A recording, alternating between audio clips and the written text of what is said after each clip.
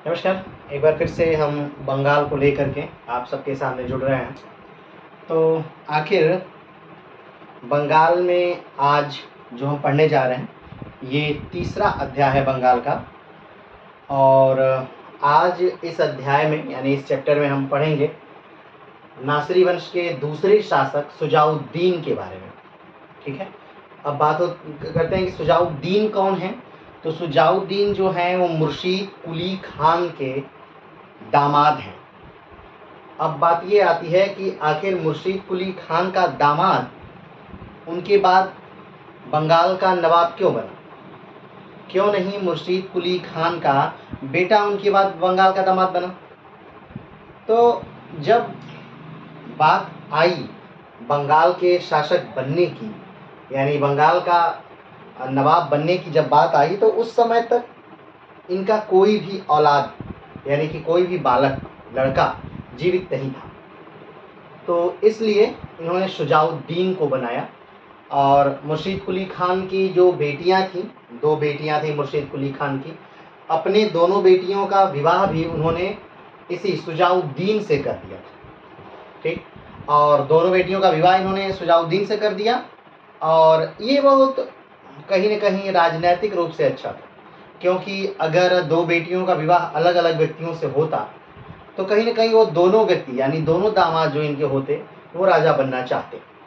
लेकिन जब एक व्यक्ति से हुआ तो बस एक ही राजा बनना चाहेगा या शासक बनना चाहेगा, नवाब बनना चाहेगा, तो उसको इन्होंने नवाब बना दिया। ठीक, तो मुर्शीद कुली खान की मृत्यु के बाद जो व्यक्ति शासक बने वो कौन थे, तो शुजाउद्दीन थे जो उनके दामाद।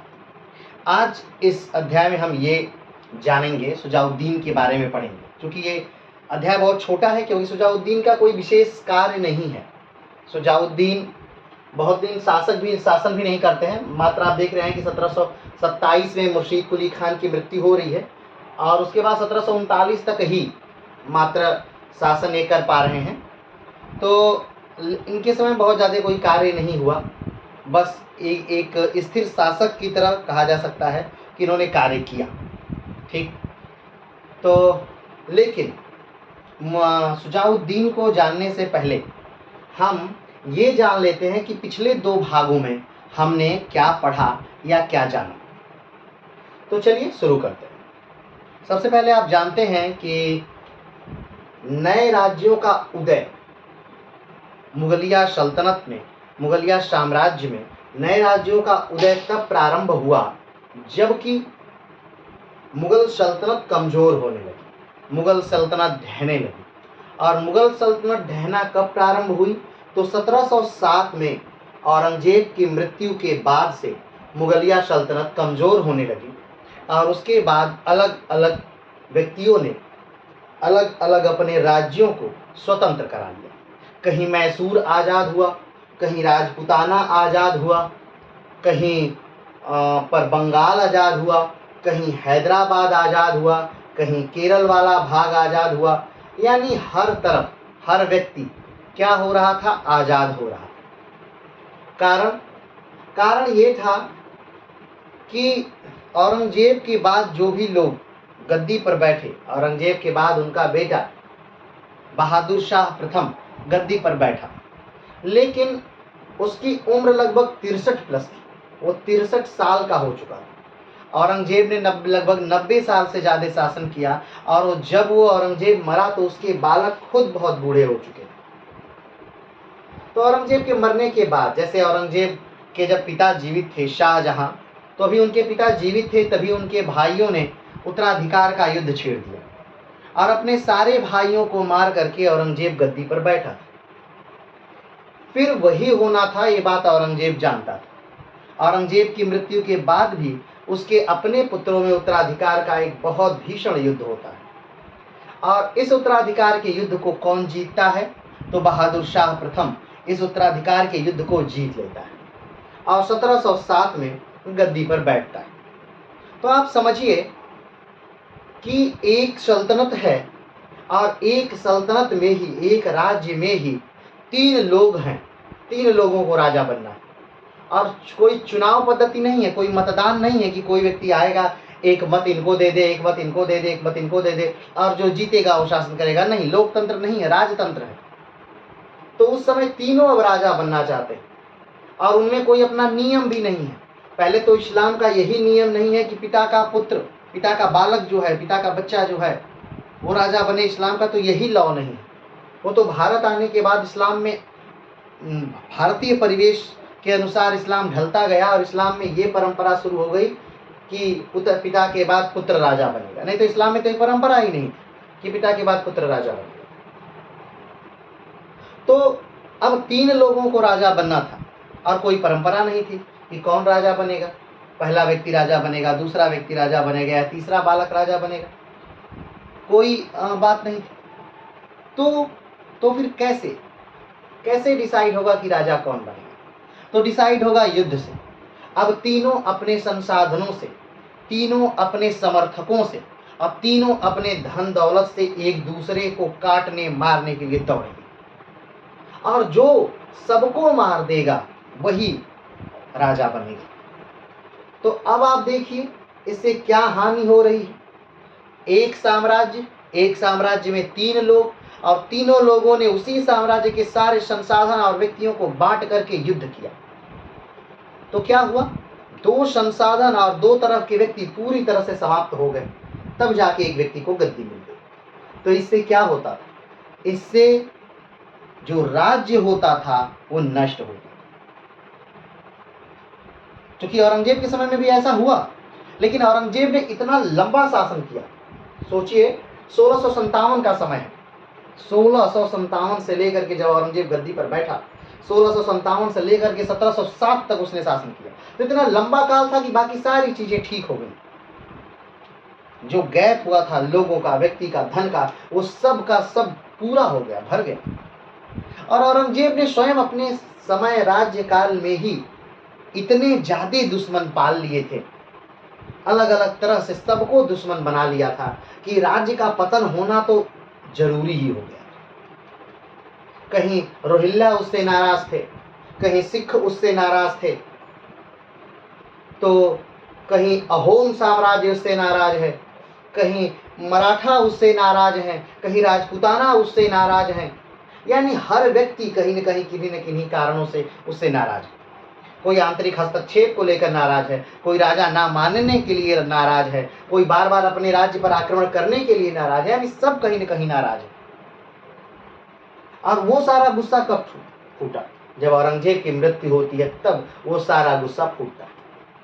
तो फाइनली औरंगजेब की मृत्यु होती है और औरंगजेब का जो सबसे बड़ा, यानी जो पुत्र गद्दी पर बैठा, बहादुर शाह, वो ज्यादा समय तक शासन भी ना, मैं ये नहीं कह सकता कि बहादुर शाह अयोग्य था, नहीं, बहादुर शाह एकदम योग्य शासक था। उसने अपने पिता द्वारा किए हुए सारे कार्यों को बहुत सुचारू रूप से करना प्रारंभ किया और बहुत अच्छा बनाना प्रारंभ किया। लेकिन जो उसके पास नहीं था वो था समय का अर्थ कि वो बहुत जल्दी मर गया। उसके पास अनुभव बेइंतहा थे। यहाँ तक कि जब उत्तराधिकार का युद्ध चल रहा था तो जो व्यक्ति उनके विरोध में था, उसके विरोध में जो व्यक्ति लड़ा था, वो उन व्यक्तियों को भी माफ कर देता है, उच्च पद देता है। वो कहता है कि ठीक है, आप लोग जो जैसे किए वो ठीक है, अलग विषय है, अब मेरा साथ दीजिए। तो सच में वो बुद्धिमान व्यक्ति था, अच्छा शासक हो सकता था, लेकिन उसके पास समय कम था, वो जल्दी ही मर। और उसके मरने के बाद फिर उसके पुत्रों में उत्तराधिकार का युद्ध शुरू। इस प्रकार से मुगलिया सल्तनत धीरे धीरे नष्ट हो गई।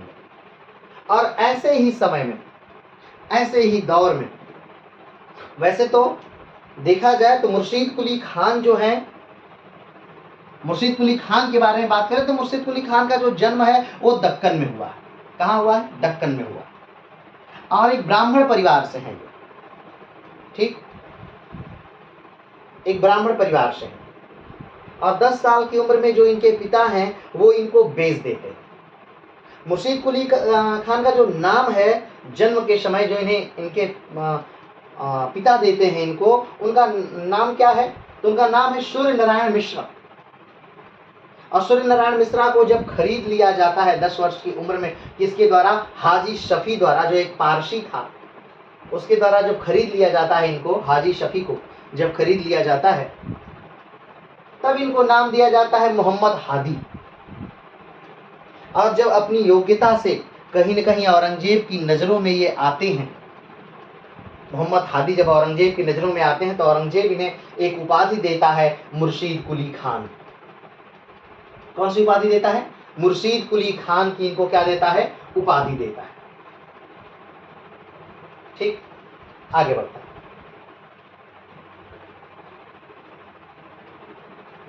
और औरंगजेब ये भी कहता है कि ठीक है, आप जाइए और अपने एक जिले का नाम आप क्या कर सकते हैं, बदल लीजिएगा। तो बाद में नाम उसका बदल के मुर्शिदाबाद रख लेते हैं।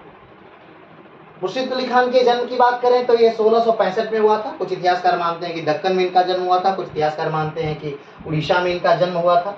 इनकी मृत्यु 1727 में हो गई। इनके जो प्रतिपालक पिता हैं उनका नाम हाजी शफी है। हाजी शफी अपने आखिरी समय में 1690 का समय है, अपने आखिरी समय में हिंदुस्तान के अपने जिस पद पर एक कार्यरत हैं उसे इस्तीफा देते हैं, संन्यास लेते हैं और कहते हैं अपने पुत्र को लेकर के, मोहम्मद हादी को लेकर के हाजी शफी पारस चले जाते हैं। चूँकि इनको वहीं पर अपना देह त्याग करना था, क्योंकि अपने भूमि में अपने स्थान पर ही इनको मरना था, तो ये वहीं पर अपना देह त्याग कर देते हैं। और उनकी मृत्यु के लगभग 5 साल बाद मोहम्मद हादी वापस आ जाते हैं और धीरे धीरे फिर अलग अलग पदों पर ये कार्य करना प्रारंभ करते हैं और धीरे धीरे ये औरंगजेब की नज़र में आना प्रारंभ हो जाता है, क्योंकि हर योग्य व्यक्ति हर किसी न किसी के नज़र में रहता है। तो औरंगजेब की जब नज़र में आते हैं कौन? हाजी शफी, मोहम्मद हादी जब औरंगजेब के नज़र में आते हैं तो औरंगजेब इनको उपाधि देता है, मुर्शीद कुली खान की उपाधि देता है। और समय वो 1700 का है जब औरंगजेब इनको बंगाल का दीवान बना देता है। ठीक, मोहम्मद हादी को औरंगजेब बंगाल का दीवान बना देता है और ये चले जाते हैं, बंगाल के दीवान पद पर कार्यरत हो जाते हैं। लेकिन फिर 1707 में औरंगजेब की मृत्यु हो जाती है और औरंगजेब की मृत्यु के बाद जो उनके पुत्र हैं वो देखते हैं कि कहीं न कहीं हाजी शफी जो हैं, मोहम्मद हादी जो हैं ये काफ़ी ताकतवर हो गए हैं, या यूँ कहें तो मुर्शीद कुली खान बहुत ताकतवर हो गए हैं। तो उनको बंगाल से उठा करके, बंगाल में उनकी दीवानी है तो बंगाल से उठा करके उनको दक्कन का दीवान बना देते हैं।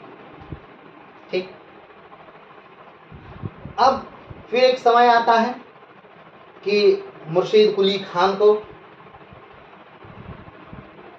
कहाँ का, तो 1719 में उड़ीसा की भी सूबेदारी मिल जाती है।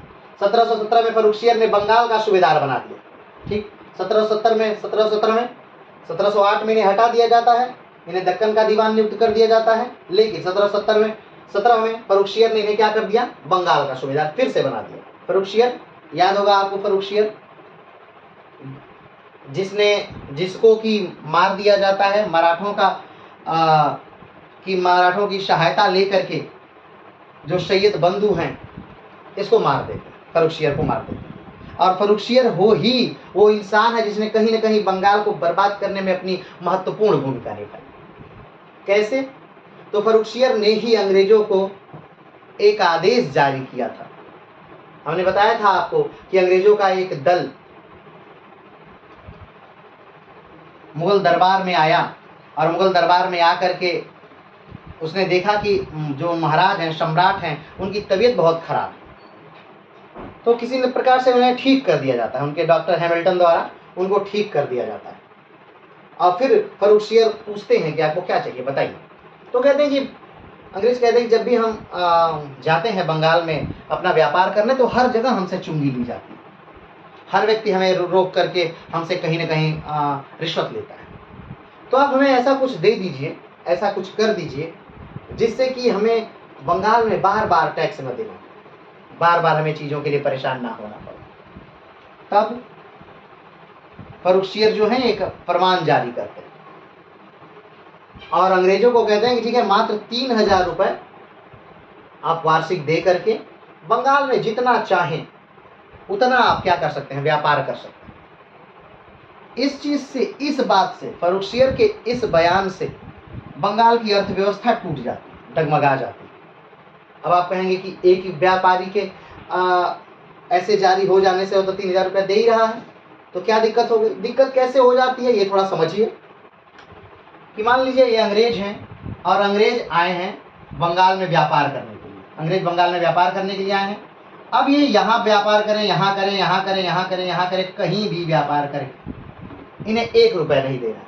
चलिए अच्छी बात है भाई, इनको नहीं देना है। क्यों? क्योंकि इनके अब साल में एक बार मुगलिया सल्तनत में जा करके कुछ पैसे दे दे रहे हैं, 3000 रुपये दे दे रहे हैं।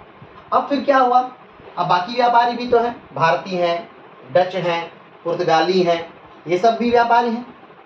तो इनके व्यापार से अंग्रेजों के व्यापार में क्या हो गया? अंतर हो गया। अब अंग्रेज जो माल बेचेंगे वो बाकी व्यापारियों से सस्ता बेचेंगे। कारण क्योंकि इन पे उतना टैक्स नहीं लग रहा है जितना उन पर टैक्स लग रहा है, बाकी व्यापारियों पर लग रहा है। ठीक, तो बाकी व्यापारियों में और अंग्रेजों में अब कंपटीशन जो था, व्यापार का कंपटीशन, वो खत्म हो गया। ठीक, दूसरा क्या हुआ? चलिए, दूसरा ये हुआ कि इनके पास दस्तक जारी करने की अब ताकत थी। किसके पास? अंग्रेजों के पास। दस्तक का अर्थ यानी कि एक फरमान खुद से लिखकर जारी कर दीजिए, जिससे वो फरमान कोई भी अगर सरकारी ऑफिसर देखेगा तो वो सामानों पर टैक्स नहीं लेगा, चुंगी नहीं लेगा, उस सामान को वैसे ही जान देगा। तो जो बाकी व्यापारी थे, जो भारत के व्यापारी थे, मान लीजिए उनको 5000 रुपये देना है बंगाल में व्यापार करने के लिए, तो गवर्नमेंट को जाकर वो 5000 रुपये नहीं देते थे, बल्कि वो कुछ पैसा 2000 रुपये, 3000 रुपये इनको अंग्रेजों को दे दिया करते थे और इनसे दस्तक जारी करवा लेते थे कि ये जो माल है ये अंग्रेजों का है, तो इस पर भी पैसा नहीं लगेगा। तो इससे क्या हुआ? इससे दो बातें। एक तो अंग्रेजों का जो धन था उसमें वृद्धि होना प्रारंभ हुआ, क्योंकि बाकी लोग अंग्रेजों को धन दे रहे थे। और दूसरा ये हुआ कि जो बाकी लोग थे, ठीक है, वो गवर्नमेंट को पैसा नहीं दे रहे थे, तो इससे गवर्नमेंट का लॉस हुआ, यानी बंगाल सरकार जो है उसका लॉस हो रहा था और अंग्रेज इससे ज्यादा धनाढ़ हो रहे थे, ताकतवर हो रहे थे। अब सोचिए, अंग्रेज इतने धनाढ़ हो चुके हैं, इतने ताकतवर हो चुके हैं इससे पहले ही, कि उन्होंने 3 गांवों की जमींदारी क्या कर लिए? खरीद लिए। सूतानाती, कालीकाता, ठीक, तो इन गांवों की जमींदारी क्या कर लिए? खरीद लिए। अब गोविंदपुर, सूतानाती, कालीकाता, गोविंदपुर, और इन्हीं तीनों गांवों को जोड़ करके वो बाद में कलकत्ता बना देते या फोर्ट विलियम बना देते। उसके चारों तरफ ये खूब बड़ा सा गड्ढा तैयार करते हैं और उस गड्ढे का निकास जो है नदी में करते हैं। रोका जाता है इनको, नहीं भाई ऐसा नहीं करिए, लेकिन फिर भी ये करते हैं। तो कहीं ना कहीं फर्रुखियर के एक आदेश ने बंगाल की अर्थव्यवस्था को चरमरा दिया और अंग्रेजों को कहीं ना कहीं ज्यादा पावर दे दिया। लेकिन जब मुर्शीद कुली खान बंगाल में अपने आप को स्वतंत्र कर लेते, वैसे हम एक बात बता दें कि जब औरंगजेब मर रहे थे, मुगलिया सल्तनत ढह रही थी, तो उस समय अलग अलग राज्यों का, क्षेत्रीय राज्यों का उदय हो रहा था। तो उस समय 3 प्रकार के क्षेत्रीय राज्य उदित हो रहे थे। कितने प्रकार के? 3 प्रकार के क्षेत्रीय राज्य उदित हो रहे थे। अब वो राज्य कौन कौन से थे? तो एक राज्य जिनको उत्तराधिकार वाले राज्य कहा जाता है, यानी ऐसे राज्य, उत्तराधिकार वाले राज्य का अर्थ है ऐसे राज्य जो दिल्ली से, मुगलिया सल्तनत से अलग तो हो गए हैं, लेकिन उन्होंने इसकी कोई ऑफिशियल घोषणा नहीं की है, आधिकारिक पुष्टि नहीं की कि भाई हम दिल्ली से आज़ाद हो गए। वो समय समय पर जब भी दिल्ली को जरूरत हो, सेना जब भी दिल्ली को जरूरत हो तो कुछ नजराने पेश करते रहते। तो पूरी तरह से वो कटे नहीं है दिल्ली से, वो अपना अभी बड़ा भाई मानते हैं दिल्ली को, कह रहे हैं हाँ भाई तुम बड़े भाई हम छोटे भाई, ठीक। तो इसे उत्तराधिकार वाले राज्य कहे जाते हैं। तो कौन कौन से उत्तराधिकार वाले राज्य थे? हैदराबाद, बंगाल और अवध। ये तीनों आजाद हो चुके थे। किसके समय में? मोहम्मद शाह रंगीला के समय तक ये तीनों राज्य जो थे आजाद हो चुके थे। लेकिन ये तीनों बड़े भाई की तरह बिहेव करते थे दिल्ली से, और दिल्ली को आवश्यकता पड़ने पर सैनिक और उपहार दोनों दिया करते थे। दूसरे प्रकार के राज्य थे, उन्हें स्वतंत्र राज्य कहा जाता था, जैसे में मैसूर, केरल और राजपूताना। ये भी समय समय पर इन्होंने भी कोई अपने आप को स्वतंत्रता की घोषणा नहीं की थी, लेकिन ये भी आजाद हो गए थे। लेकिन ये कोई उनको उपहार नहीं देते थे, कोई सहायता नहीं देते थे। और तीसरे राज्य थे नए राज्य, जो लड़ करके मराठा साम्राज्य से अलग हुए, विरोध करके मराठा साम्राज्य से अलग हुए थे। वो थे मराठा, पंजाब और जाट। तो ये 3 प्रकार से राज्य अलग होते हैं, उत्तराधिकार वाले राज्य, स्वतंत्र राज्य और नए राज्य। ठीक, तो हम बात कर रहे थे कि जब मुर्शीद कुली खान को बंगाल का सूबेदार बना दिया गया और मुर्शीद कुली खान ने बंगाल की समस्याओं से अपने आप को सरोकार किया, तो मुर्शीद कुली खान ने बहुत सारी चीजें धीरे धीरे बंगाल में बदलाव करना प्रारंभ किया। और वो चीजें क्या थी? तो सबसे पहला जो कार्य उन्होंने किया कि उन्होंने अपनी राजधानी जो थी वो बदल दी। राजधानी कहाँ थी?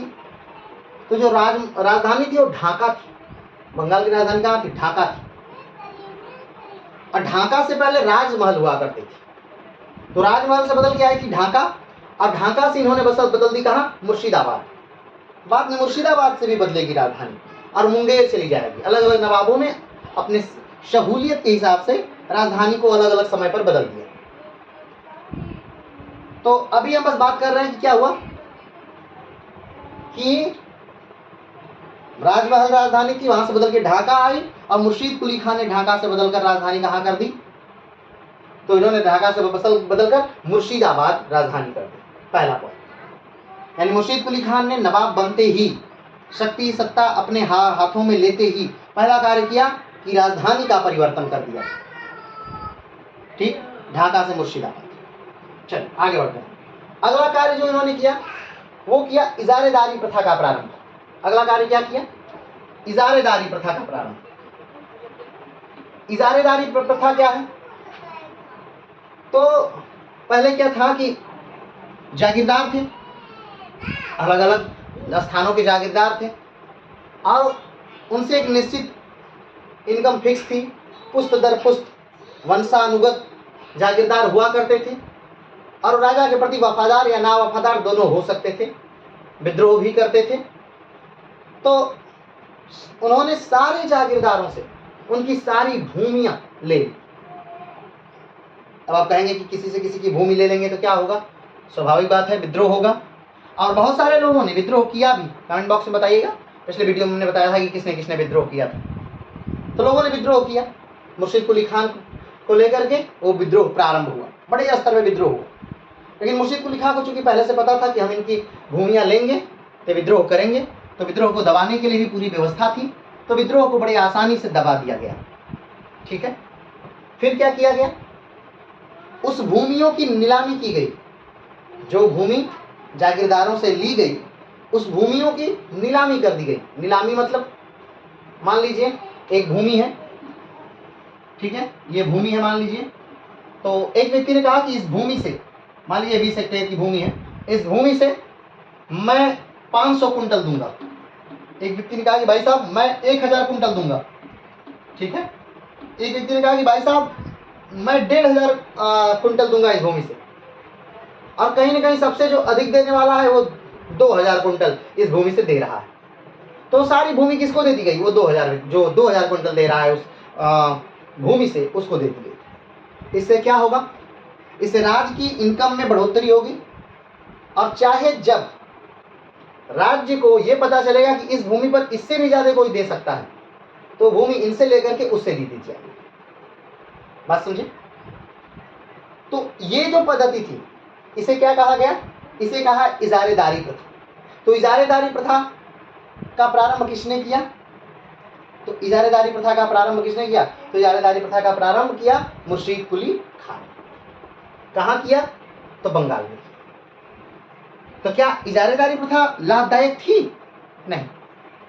इजारेदारी प्रथा सरकार के लिए हो सकता है लाभदायक हो रही हो, एकदम सही है, सरकार के लिए लाभदायक थी, लेकिन किसानों के लिए लाभदायक नहीं थी। कारण, क्योंकि अगर कोई व्यक्ति ज्यादा अन्न उपजाने की बात करके जमीन ले रहा है, तो अन्न उपजाएगा कौन उसकी भूमि पर? वही गरीब किसान। यानी किसानों का शोषण ज्यादा होगा, ठीक, क्योंकि अब उनसे ज्यादा मार कर, उन्हें ज्यादा पीट कर, उस भूमि पर ज्यादा काम कराकर ज्यादा उपज लेनी है। किसानों के पास जो इससे पहले ज्यादा छोड़ दिया जाता रहा होगा कि किसानों उनके पास ठीक है, किसान 10 किलो रख लेंगे, अब 10 किलो भी ले लिया जाएगा, वो भी वापस ले लिया जाएगा, यानी अब वो अनाज नहीं रखेंगे। यानी इससे क्या हुआ? किसानों का शोषण हुआ, किसानों पर अत्याचार इससे बढ़ा, इजारेदारी प्रथा से। ठीक, चलिए वो अलग विषय है। लेकिन हाँ, राज्य इससे मजबूत हुआ। राज्य क्या हुआ? राज्य मजबूत हुआ। राजा को यानी नवाब को पहले से ज्यादा इनकम क्या हो रही थी? प्राप्त हो रही थी। अगला कार्य क्या किया मुर्शीद कुली खान ने? मुर्शीद कुली खान ने अगला कार्य जो किया वो तकावी ऋण का प्रारंभ किया। क्या किया? तकावी ऋण का प्रारंभ। आप सोचेंगे तकावी ऋण क्या है?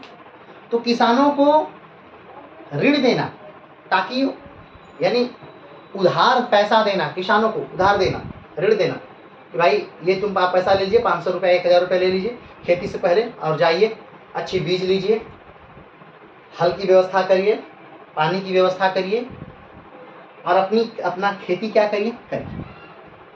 इसे ही क्या कहा गया? तकावी ऋण। इसे क्या कहते थे? तकावी ऋण। यानी कृषि के लिए, कृषि करने से पहले जो ऋण लिया जाता था उसी को क्या कहते थे? तकावी ऋण। तो मुर्शीद कुली खान ने क्या किया? तकावी ऋण देना प्रारंभ कर दिया। ठीक, अगर ये बात करते हैं, अगला क्या किए? विद्रोहियों का दमन। जब इन्होंने जागीरदारों से, ध्यान रखिएगा, जमींदार से नहीं, जागीरदारों से, जब ये जागीरदारों से जमीनें ले रहे थे और ले करके उसे नीलाम करके किसी और को दे रहे थे, तो जागीरदारों ने विद्रोह किया, बड़े स्तर पर विद्रोह किया। तो इन्होंने उन विद्रोहों को बड़े आराम से दबा दिया। इसी को कहा गया कि विद्रोहियों का दमन। अगला, राजधानी ढाका से मुर्शिदाबाद बदली गई। हमने पहले ही बताया कि मुर्शीद कुली खान ने पहला कार्य किया, उन्होंने अपनी राजधानी ढाका से बदल दी और कहाँ कर दी? मुर्शिदाबाद कर दी। चलो आगे बढ़ते हैं। कंपनियों को चुंगी देने के लिए बाध्य किया। हमने बताया आपको कि फर्रुखियर जो थे उन्होंने एक फरमान जारी किया था कि अंग्रेज मात्र साल में एक बार आएंगे और सीधे दिल्ली को 3000 रुपये देंगे और बाकी जा करके वो जितना चाहे उतना बंगाल में व्यापार करेंगे। मुर्शीद कुली खान ने कहा कि नहीं, ऐसा नहीं होगा, ये नहीं चलेगा, इससे कंपटीशन खत्म हो जाएगा। और आप जो बेईमानी कर रहे हैं, धोखेबाजी कर रहे हैं कि आप किसी को भी दस्तक जारी कर दे रहे हैं ताकि वो अपना अनाज या अपना व्यापार इसके लिए लेके चला जा रहा है कि आप वो अंग्रेजों का है, तो इससे आप अमीर हो रहे हैं और सरकार गरीब हो रही है, अर्थव्यवस्था डगमगा रही है बंगाल की। तो हम ऐसा नहीं होने देंगे, आपको भी ऋण देना होगा। ठीक, तो मुर्शीद कुली खान ने सब पर ऋण, यानी कि ऋण यानी चुंगी, सब पर चुंगी क्या कर दिया? लगा दिया, सबको बाध्यकारी कर दिया। अगला, आगे बढ़ते हैं। अगला उन्होंने क्या किया मुर्शीद कुली खान ने? अगला उन्होंने एक कार्य किया मुर्शीद कुली खान ने कि जितने अधिकारियों को आज तक वेतन के बदले या नवाब द्वारा प्रसन्न होकर के या उपहार स्वरूप या कैसे भी करके किन्हीं से भी अधिकारियों को अगर कोई जमीन दी गई थी तो उन सारी जमीनों को ले लिया गया और खालसा भूमि में बदल दिया गया। खालसा भूमि का अर्थ यानी ऐसी भूमि जो राज्य के डायरेक्ट नियंत्रण में रहती है, सीधे संपर्क में रहती है, वहाँ उपज का सारा हिस्सा राज्य स्वयं प्राप्त करता है, राज्य स्वयं वहाँ कृषि कराता है और वहाँ से वो सारी आमदनी खुद लेता है। ऐसी भूमि को खालसा भूमि कहा जाता है। तो धीरे धीरे बंगाल बहुत प्राचीन है, बहुत प्राचीन काल से। हमने बताया आपको कि बंगाल जितना उपजाऊ क्षेत्र उस समय पूरे विश्व में नहीं था, बंगाल जितना संपन्न क्षेत्र उस समय पूरे विश्व में नहीं था, बंगाल जितने धनी लोग उस समय पूरे विश्व में कहीं नहीं थे। तो धीरे धीरे क्या हो गया था कि जो खालसा भूमि थी, जो राज्य की भूमि थी, वो घट गई थी, क्योंकि लोगों को कहीं ना कहीं दे दी गई थी, सबको दे दी गई थी। तो वो राज्य की दी हुई भूमि क्या लिया गया? वापस ले लिया गया। जो अधिकारियों को दी गई थी भूमियां, उसे वापस ले लिया गया। तो बड़े स्तर पर भूमियां दी हुई थी और बड़े स्तर पर वो भूमि वापस ली गई और ये बहुत बड़ा कार्य था। और उन सारी भूमियों को खालसा भूमि में क्या कर दिया गया, बदल दिया गया। तो इससे राज्य की आप देख रहे हैं इनकम क्या हो रहा है, बढ़ रहा है। देख लीजिए ध्यान से, इजारेदारी प्रथा से क्या हुआ, राज्य का इनकम बढ़ा। तकाबी ऋण देने से क्या हुआ, राज्य का ही इनकम बढ़ेगा, क्योंकि जो कृषक लोन लेगा, जो ऋण लेगा, उससे वो अपना कृषि का विकास करेगा, तो उससे राज्य का ही इनकम बढ़ेगा। ठीक है। राजधानी का परिवर्तन, राजधानी परिवर्तन से भी क्या हुआ, राज्य का विकास हुआ, क्योंकि कहीं ना कहीं जो ढाका थी वो साजिशों का गढ़ हो गई थी, षड्यंत्रों का गढ़ हो गई थी, तो राजधानी ही बदल दी गई, षड्यंत्र ही खत्म कर दिए गए। ठीक है, आगे बढ़ते हैं। कंपनी को चुन्नी देने के लिए बाध्य किया गया। मुगल कंपनी, मुगल व्यापारी जो थे, या कंपनी व्यापारी जो थे, सॉरी कंपनी व्यापारी जो थे, वो बड़े स्तर पर क्या कर रहे थे, व्यापार कर रहे थे बिना चुंगी दिए। और खुद के लिए तो चुंगी नहीं दे रहे थे, बल्कि दूसरे जो व्यापारी थे उनके लिए भी वो दस्तक जारी कर देते थे, जिसकी वजह से वो भी राज्य को चुंगी नहीं दे रहे थे और वो अंग्रेजों को एक तरह से घूस दे रहे थे। तो ये अब जब अंग्रेज स्वयं चुंगी देंगे तो बाकियों को तो देना ही देना है, उनको तो कोई आदेश जारी ही नहीं हुआ, तो अंग्रेजों को भी चुंगी। तो ये सारा चीज जो मुर्शीद कुली खान कर रहे हैं, ये राज्य के सुदृढ़ीकरण के लिए कर रहे हैं। इससे राज्य आर्थिक रूप से क्या होता है, सुदृढ़ होता है। और किसी भी देश की उन्नति के लिए बस एक ही चीज आवश्यक है कि वो देश जो है वो आर्थिक रूप से सुदृढ़ हो। आर्थिक रूप से सुदृढ़ होगा तो अच्छी सेना रखेगा, अच्छी सेना रखेगा, अच्छे हथियार रखेगा, अच्छे हथियार रखेगा, बड़ी सेना रखेगा, बड़ा सेना रखेगा, बड़ा भूभाग जीतेगा, बड़े भूभाग का राजा होगा, ज्यादा आमदनी होगी, ज्यादा स्रोत होगा, साधारण सी बात। तो ये अगर राज्य सुदृढ़ है तो उसके पास सब कुछ। आगे बढ़ते हैं। जागीरदारी सिस्टम खत्म कर इजारेदारी का प्रारंभ कर दिया।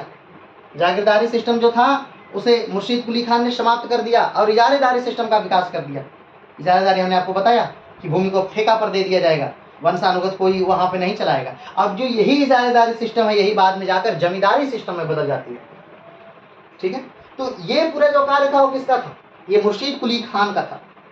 ठीक, और फिर मुर्शीद कुली खान की मृत्यु हो जाती है। मुर्शीद कुली खान ने बंगाल को लगभग स्वतंत्र कर दिया। बंगाल को स्वतंत्र करने के बाद मुर्शीद कुली खान की मृत्यु हो जाती है। कब, तो 1727 से मुर्शीद कुली खान की मृत्यु हो जाती है।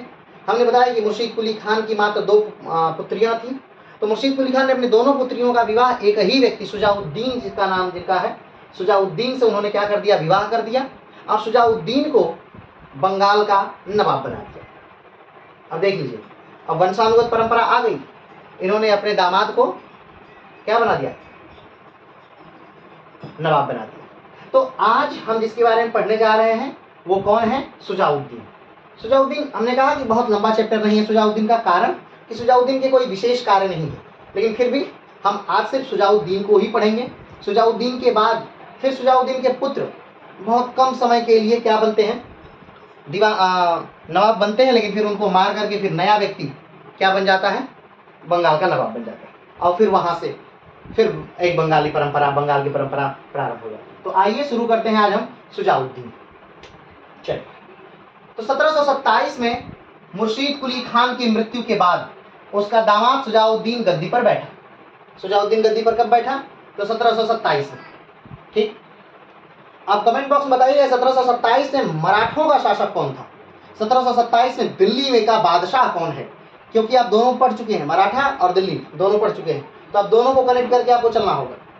तो जब बंगाल में 1727 में मुर्शीद कुली खान की मृत्यु हो रही है, उस समय मराठा राजा कौन है और मराठा पेशवा कौन है और दिल्ली का बादशाह कौन है, कमेंट बॉक्स में बताइए। चलिए, तो 1727 में मुर्शीद कुली खान की मृत्यु के बाद उसका दामाद शुजाउद्दीन गद्दी पर क्या हो रहा है, बैठ रहा है। शुजाउद्दीन ने बाद में चलकर 1733 में बिहार को अपने कब्जे में कर लिया। ध्यान रखिएगा, यहाँ पर 1733 में क्या हो गया, बिहार शुजाउद्दीन के क्या हो गया, कब्जे में हो गया। ठीक है, चलिए, हमने आज आपको बंगाल नहीं बताया कि आखिर बंगाल मतलब क्या, बंगाल मतलब क्या, आज का पश्चिम बंगाल की हम बात कर रहे हैं, नहीं। बंगाल मतलब उस समय का बिहार, बंगाल मतलब उस समय का झारखंड, बंगाल मतलब उस समय का उड़ीसा, बंगाल मतलब उस समय का, इस समय का पश्चिम बंगाल, बंगाल मतलब इस समय का बांग्लादेश, बंगाल मतलब इस समय का आसाम का कुछ भाग, बंगाल मतलब इस समय का म्यांमार का कुछ भाग। तो ये पूरा इलाका मिला करके ये पूरा इलाका मिला करके ये पूरा बंगाल कहलाता था। 1727 में जब मुर्शीद कुली खान की मृत्यु हो रही है, उस समय दिल्ली का बादशाह के पास भी उतनी जमीन नहीं है जितना बंगाल के नवाब के पास है। सोचिए, दिल्ली के कब्जे में है बंगाल, लेकिन बंगाल के नवाब के पास जितनी जमीन है उतनी जमीन दिल्ली के राजा के पास नहीं है। तो ये पूरा जो क्षेत्र आपको दिख रहा है, ये पूरा ये बंगाल हुआ करता था। बंगाल सबसे उपजाऊ क्षेत्र, बंगाल सबसे बड़ी आबादी वाला क्षेत्र, बंगाल सबसे बड़ा राज्य, बंगाल सबसे धनी राज्य। ठीक, चल आगे।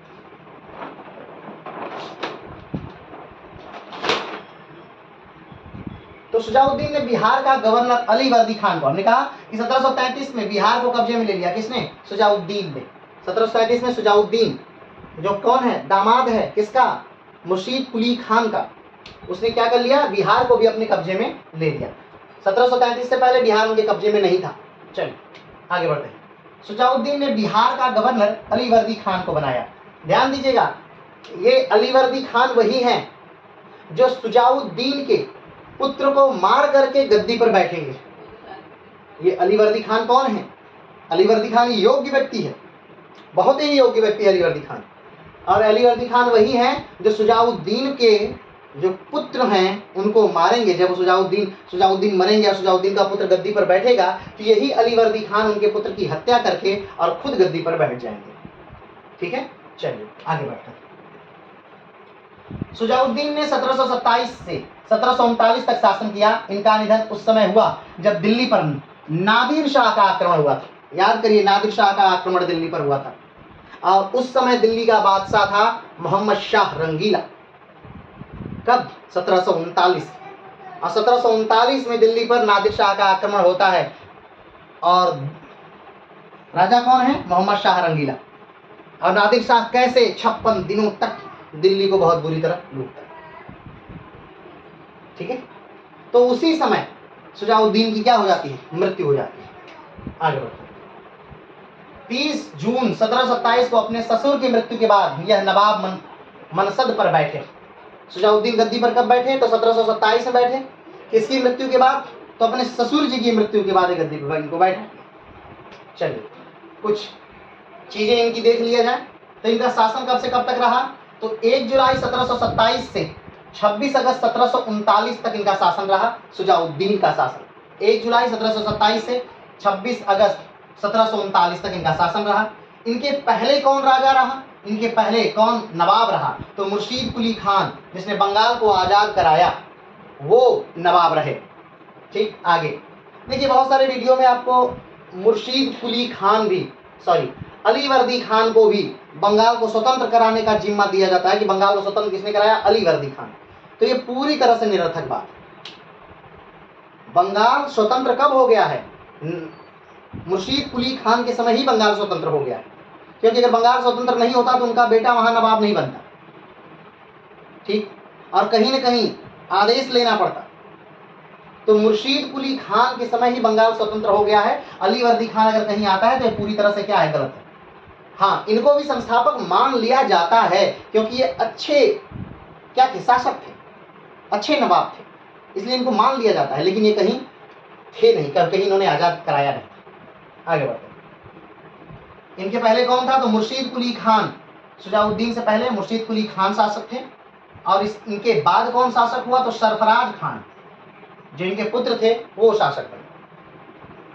शुजाउद्दीन का जन्म कब हुआ? तो 1670 में दक्कन में इनका जन्म हुआ था और मृत्यु कब हुई? 26 अगस्त 1739 में। 26 अगस्त 1739 में इनकी मृत्यु होती। जब ये मरे उस समय इनकी उम्र 68 से 69 साल तक की थी। इनकी उम्र 67 से 68 साल की थी जब शुजाउद्दीन की मृत्यु होती। इन्हें कहाँ दफन किया गया? तो इनको इन्हीं के बनाई हुई राजधानी मुर्शिदाबाद बंगाल में क्या कर दिया गया? इनको दफन कर दिया गया। जीवन साथी कौन है? जैनब उन्निसा बेगम, जो कि मुर्शीद कुली खान की पुत्री हैं। अजमत उन्निसा बेगम, जो मुर्शीद कुली खान की पुत्री हैं। तो ये दोनों कौन है? मुर्शीद कुली खान की पुत्रियां हैं और इन दोनों पुत्रियों से इन्होंने क्या किया था? विवाह किया था और इसीलिए इनको बंगाल का क्या बना दिया गया? नवाब बना दिया गया मुर्शीद कुली खान द्वारा। दुर्दाना बेगम भी इनकी क्या है, पत्नी है। पूरा नाम इनका क्या है, तो मिर्जा शुजाउद्दीन मोहम्मद खान इनका क्या है, पूरा नाम है। किसका पूरा नाम, शुजाउद्दीन का पूरा नाम क्या है, मिर्जा शुजाउद्दीन मोहम्मद खान। जिस वंश में ये राज कर रहे हैं वो कौन सा वंश है, वो नासिरी वंश है। कौन सा वंश है, नासिरी। और नासिरी वंश के संस्थापक कौन थे, तो मुर्शीद कुली खान नासिरी वंश के क्या हैं, संस्थापक हैं। ठीक है। इनके पिता कौन है, तो नवाब जान मोहम्मद खान इनके क्या हैं, पिता हैं। किसके, शुजाउद्दीन के पिता नवाब जान मोहम्मद खान हैं। इन्होंने कुछ उपाधियां ले ली थी, उसे देखिए। मुतबुल उल मुल्क यानी देश का रक्षक, शुजाउद्दौला राज्य का नायक, असद जंग युद्ध के में से। ठीक है, आगे बढ़ते हैं। तो शुजाउद्दीन मोहम्मद खान बंगाल, बिहार, उड़ीसा के दूसरे नवाब हैं।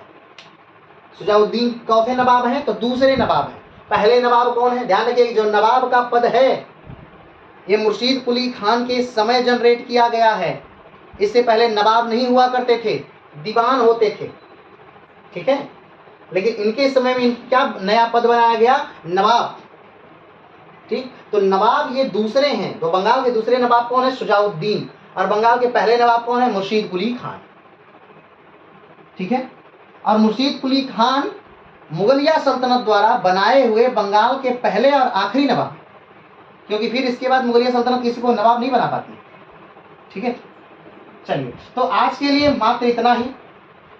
ठीक, बंगाल भाग 3 आज यहाँ समाप्त हो रहा है। नासिरी वंश के दूसरे शासक शुजाउद्दीन को आज हमने समाप्त किया। कल हम लोग जो पढ़ेंगे वो शुजाउद्दीन के पुत्र को हम पढ़ेंगे।